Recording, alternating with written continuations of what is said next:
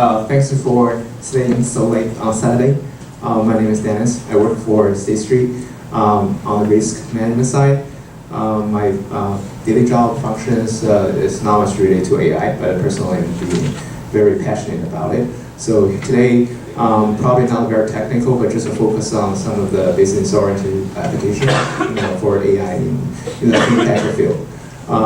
Actually, I think David's last slide is a perfect transition to this topic.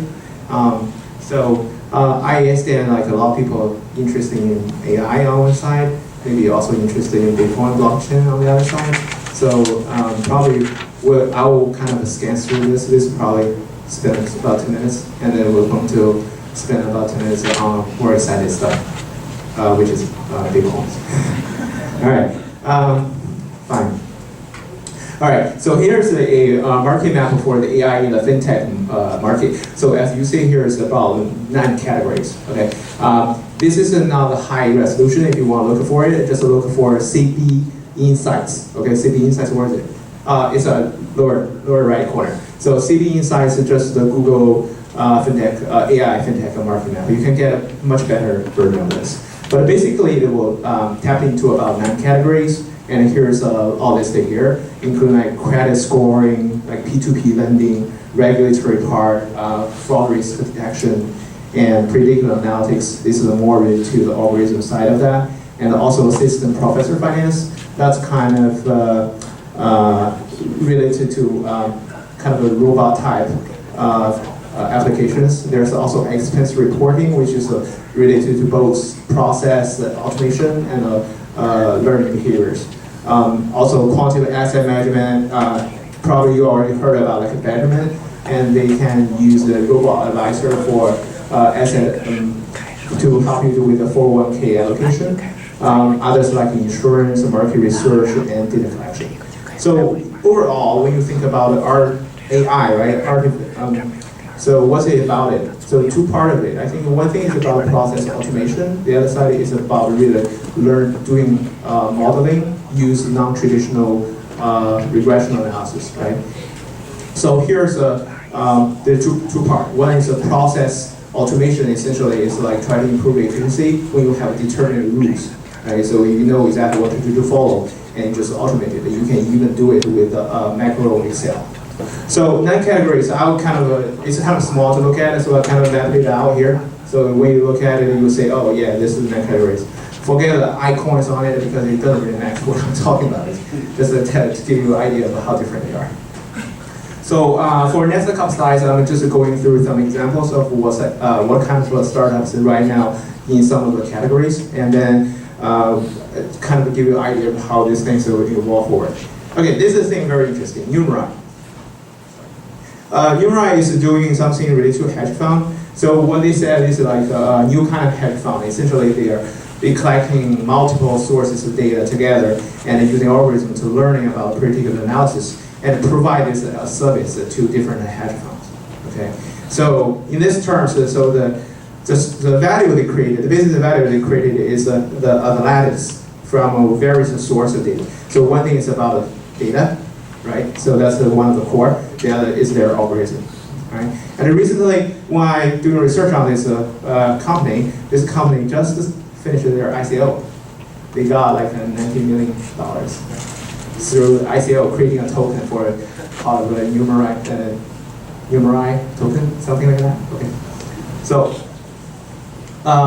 very backed by very prestigious VC, first round, and Union Square. It's about investing. Next one is market research, alpha search. So this is kind of a focus on the NLP side of that. So if you look at AI applications, people typically, from technical perspective, people typically put it into 3 categories, if not more. So typically it's NLP, which is a text-based. The other one is computer vision, which is photographic, and the other one is voice recognition. So in my opinion, NLP will be very, very important in terms of actually implementing AI throughout the system. As the text data probably still dominating, while the graphic video kind of data is exploding also. But in order to help with workflows, to improve a lot of daily your life quality. I think ALP is going to make a much bigger impact than the other two kind of technical categories. So this one is the focus of market research. Basically, scan through it to extract keywords and to help you to find the information related to what you need. All right. So Opera. Opera I would think this is slightly different in terms of AI, because if you want to do AI, there are two ways. One is, you know what, I have an algorithm, I use deep learning model to learn it, to actually learn it. That's one way. The other way is, you know what, I don't need to learn it. I just have so much data, right? I just do non-parametric kind of check the frequency of data and stuff. So it's a big data approach. When we have a big data, that saves a lot of time for training the model. We don't really need it. We can use some determined rules in order to generate, like labeling the data and to generate more related information for finding what stuff what I want. And if I don't have that many of data, bunch of data, so I would just use an algorithm and like model, deep learning model, and to learn about it. I can see it. So this is the approach more focused on big data. Okay, accounting, everything. This is an interesting one. So what it does is this is for expense reporting. Expense reporting is like, if I have 100 employees, each month they are going to do a lot of stuff. They claim that this is related to business development, right? they will go out and say, hey, I had a lunch with somebody, or I went to a pub with somebody for business development. Yeah, maybe, I don't know, right? So as a CEO, it's going to be very hard to track all these things. You can automate the process for doing the reimbursement, but in the meantime, they will analyze the behavior for this type of expense to decide if actually it should be a business expense, right? So in that way, for CEO, that's great, yeah. Anything like the app determined not to be business expenses, I can just reject it. I don't have to reimburse you for that. So this is give the CEOs a perfect reason not to pay back whatever you spend on business development, right?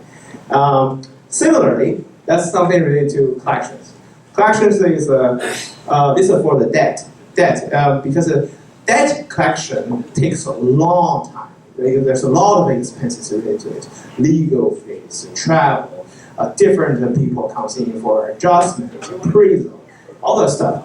Right? So debt collection can be very painful for banks. Right? So if I can recover maybe 50% on the loan, and then maybe I have to take a 20% cut of that for the collection expense.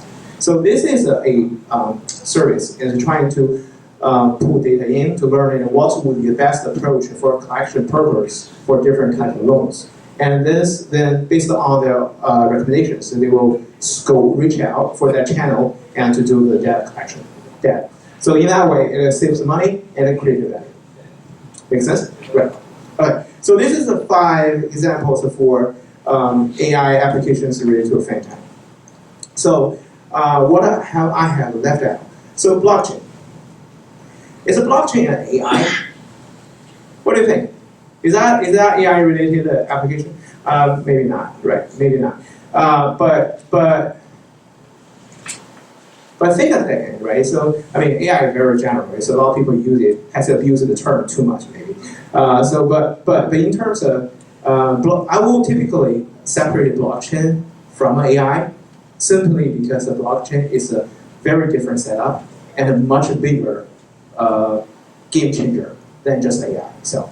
Because if we look at AI is algorithm based, and if you want to apply it to something, you have to come up with a product based on the algorithm whatsoever. Because the AI algorithm is untouchable, I can't really feel it. You have to wrap it up and package it in terms of a product or service in order to make it valuable. But blockchain itself, is the technology itself is valuable.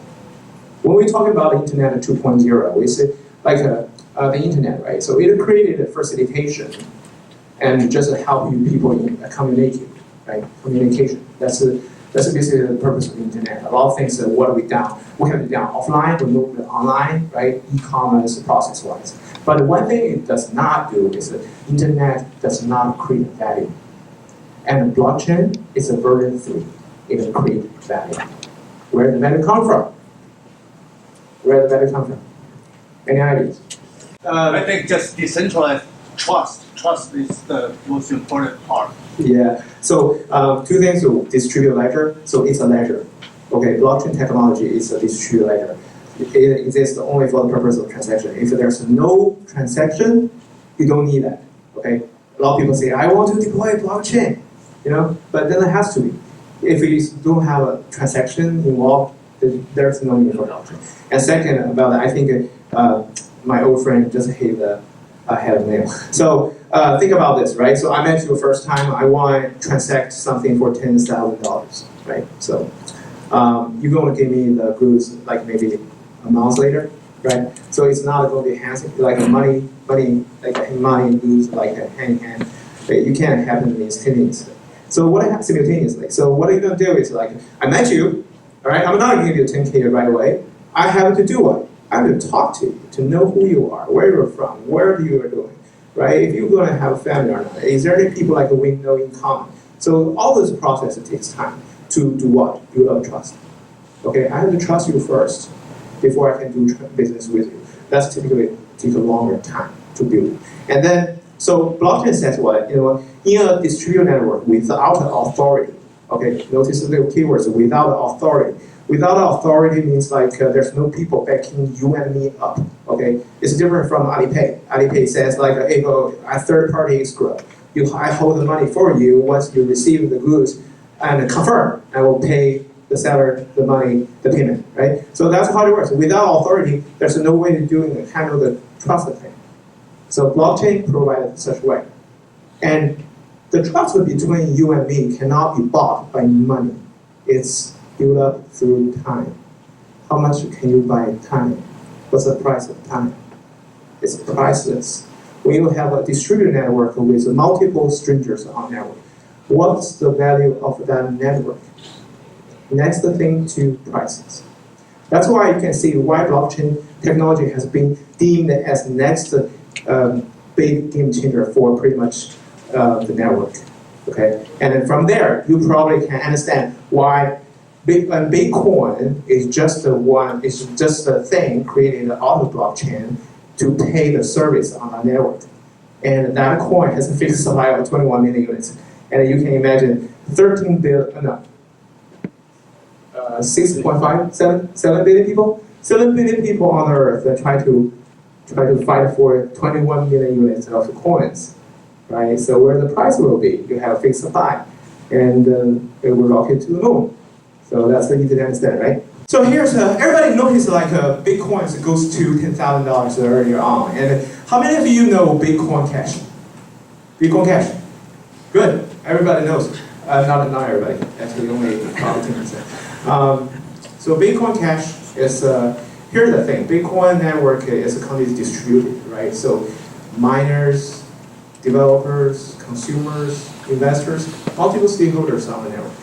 And each of them has some kind of voice on the control, how they want to evolve Bitcoin forward, right? And this is create conflicts between different stakeholders. And here's the conflict is between the core team and the miners.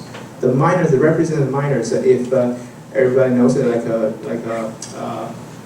Bateman, like the owner of the Bateman, Jihan Wu, right? So he's the owner. He's basically the representative of miners' interest, and they have a lot of good ideas about where Bitcoin should be, right? But the core development team, they are not very business oriented, and they have total vision of that. They have been lagging their feet on making upgrades to the Bitcoin, right? Including like increasing the size of the block or introducing faster transaction speed. And recently, they just increased the transaction fee, which is even bad, like for consumers. And so this is why we created BCH. And which date? November 12th. Okay, November 12th. This day is very, very interesting. It's historical. It's a historical. And it starts with the start of the SegWit 2x, so was called off on that day. And then what happens right away, because Bitcoin has going up to $7,700, due to the news that they were going to have a hard fork. Everybody wanted to get a candy or free coin out of that, so buying all the way up. And once it was called off and it crashes back to below 7,000, something like that. Okay, and over that weekend, when people are having a good weekend here, they're not working, right? And Bitcoin can start their operations. They pump the prices from 700 to 900 to 1,300 to 1,700 to 2,200. The highest price goes to all the way 2,860. Think about it. From 600 to 2,860. Why do you want to do that? Why do you want to do that? And in the meantime, and Bitcoin is crashing from 7,000 to all the way to 5,000. Think about it. Why? It's not just about the money then. It's a fight for who's the real Bitcoin. Because the Bitcoin Cash just exists for transaction purposes. They say, I'm not a cash. I'm here only one purpose. I'm here for purpose of transactions. So why the prices means so much? Why they pump the price such high? And then like kind of in a situation where Bitcoin is go through a correction. Somebody who can answer this? Anybody? All right. So here's the thing, right? So what are they fighting for? They are fighting for network because when Bitcoin kind of has a hard fork. You cannot, it doesn't mean that you're going to have a two network. You have a split network, which means some of the network has to switch to Bitcoin Cash. Some network will stay with the Bitcoin, right? So whoever have a higher network, which means a higher hash rate. Hash rate means a better user experience, which means more support from the community. But what do miners care? They only care profitability. They run hardware 24 hours and 7 days a week. And they only care profitability. And which is determined by what? By the price of the coin. Okay?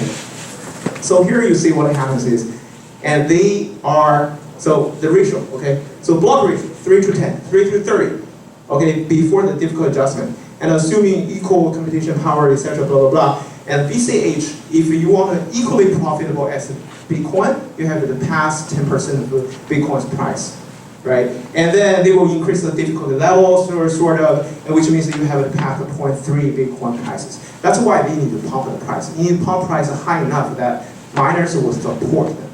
And you will see what happens over there in that chart is the blue. The blue is Bitcoin, the red is Bitcoin Cash, and they kind of meet in the middle. So what that means, the Bitcoin hash rate goes down, Bitcoin Cash goes up, right? So that's the impact of the price pump. The hash rate come over to Bitcoin Cash a lot, and that's how they grabbing it, try to fight for the network. That becomes crazy. I have a friend who bought in Bitcoin Cash at 300, get out at 900. Go back at 13, and come back at 17, and go back to 22, and come back to like 25. It's crazy. It's like a death row. It's like, but the last minute from 2,800 down to 1,100, just about 13 minutes. If you were sleeping at that time, bad for you. That sleep is very expensive.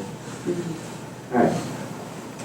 Okay, here, too much to talk about money, so let's talk a little about strategy, what is going on here. So in order for a community to survive in this blockchain type network, and essentially everybody knows that it's a distributed network, it's distributed ledger, right? And once you know about that, is you need support from communities.